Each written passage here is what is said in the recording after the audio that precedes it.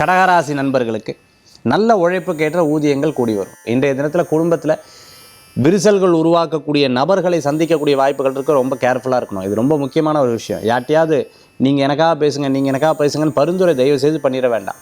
உங்களுடைய விஷயத்தை நீங்களே டேக் கேர் பண்ணுங்கள். உங்களுடைய காரியத்தை நீங்களே முயற்சி பண்ணுங்கள். எதையும் பேக்கில் வைக்கல, நான் வெளியூர் போயிட்டேன், அங்கே போனோன்னே உன்னை நம்பி தானே எல்லாத்தையும் எடுத்து வைக்க சொன்னேன். யாரையும் ட்ரஸ்ட் பண்ணி ஒரு விஷயத்தை பண்ண, நீங்கள் உங்களுடைய காரியத்தை பண்ணிக்கோங்க. உங்களுடைய காரியத்தை நீங்களே எடுத்து வச்சுக்கோங்க.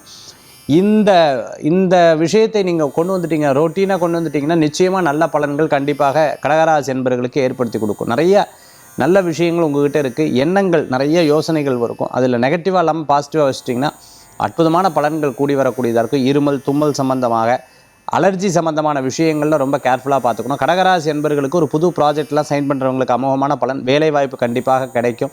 வேலையிலேருந்து சொந்த தொழில் பண்ணுறதுக்குண்டான வாய்ப்புகள் இருக்குது. யாராவது காசு எடுத்துட்டா போயிட்டா என்கிட்ட ஏமாற்றிட்டா விட்டு தொலைச்சிருங்க.